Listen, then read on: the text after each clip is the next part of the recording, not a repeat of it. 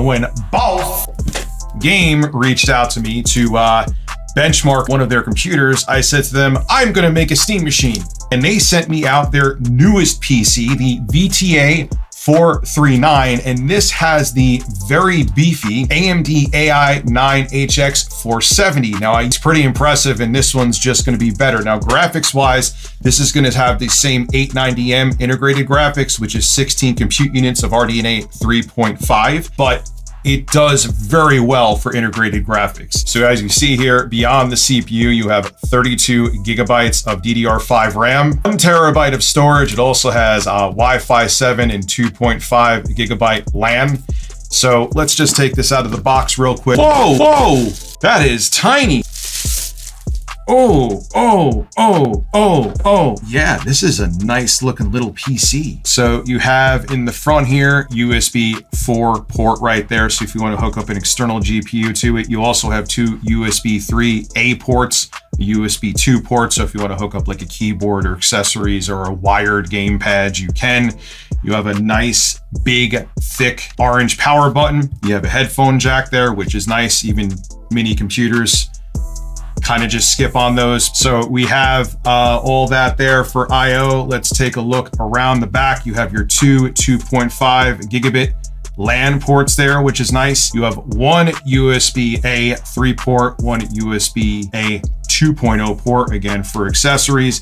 You also have the Oculink connection, which if that's for hooking up an external GPU, it offers more bandwidth than the USB-C 4 port, so you get better performance out of it. I don't have an Oculink eGPU, so that's something I can't test, but if you do have that, that is nice. You have a display port, which is nice to see. A lot of the computers usually just come with HDMI 2.1. You also have an HDMI 2.1 port and a USB-C 4 port right there. Yeah, so rich in post here. That rear USB-C port is not USB 4. It is actually USB-C 3.2 Gen 2. Just wanted to clear that up. You also have another headphone in the jack, and you have your barrel plug for the power supply. So man, this is one of the nicer looking computers I've seen. Anyway, we're gonna do some benchmarks now. And then after I do those benchmarks in Windows, we are going to turn this into a Steam machine. And that's what I'm actually excited for.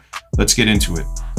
If you go back to the multi-thread score, compared to other modern CPUs, it actually really holds its own, outperforming even the Ryzen Threadripper 2990WX, outperforming Intel's Core Ultra 7 255H, and Apple's older but still very capable M2 silicon. And as you're seeing here, I ran an AIDA64 stress test to see how high the temperatures would get. And I ran this for a couple hours. I lost the footage of that, of me running this for a couple hours, but I assure you the processor always stayed even under full load at 88 Celsius, no matter how long I ran it. And the AI-HX 470 would actually start throttling at 100 degrees. So there's plenty of headroom for this little computer. And remember, it's a small PC. You're not going to get ice cold temperatures like you would if you had a full desktop PC under full load, but the cooling does do a sufficient job, and it keeps it very far away from the 100 degrees Celsius TJ Max that this processor has. We got Call of Duty Black Ops 7, and I have to say this actually impressed me. I ran it at 1080p, the balanced preset with AMD FSR set to balanced and dynamic resolution enabled,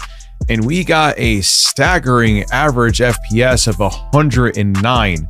So Call of Duty is definitely playable on this little PC, and I was actually shocked it almost was able to run the game at 120 FPS. So if you have a high refresh rate monitor, I have some good news for you. But now it's time for the main event. How does the BOSGAME VTA-439 perform as a Steam machine? Let's take a look. And there you goes, boys. There is SteamOS now running on the BOSGAME VTA-439. But besides the PC looking cool with SteamOS on it, how does it actually game? So this is Cyberpunk 2077 running at 1080p with the Ultra preset. I didn't alter anything, and the average frame rate was a fairly impressive 38 frames per second.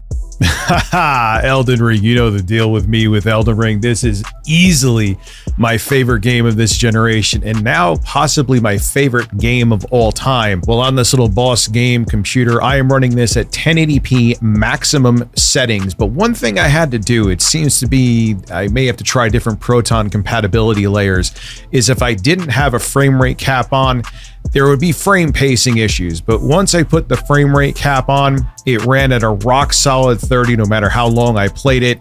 So I'm sure if I tweak things, I could figure out what's going on with that. But nonetheless, 1080p, max settings, Elden Ring, rock solid 30, very playable experience. Do I recommend this computer if you were going to use it as a Windows all-around box? Absolutely. It is competitive. The Ryzen AI HX 470 processor with the 890M integrated graphics are an absolute beast. So whether you want to do some gaming, not just light gaming, full AAA gaming, do video editing, do whatever the hell you do if you're doing AI like coding, things I don't know about, this is a really solid choice. All in all, from a mini PC perspective, this is one of the best ones that I have used in this current environment. That's actually very competitive, and the performance on this little computer is absolutely phenomenal. Thank you, Boss Game, once again for sending this PC out to me.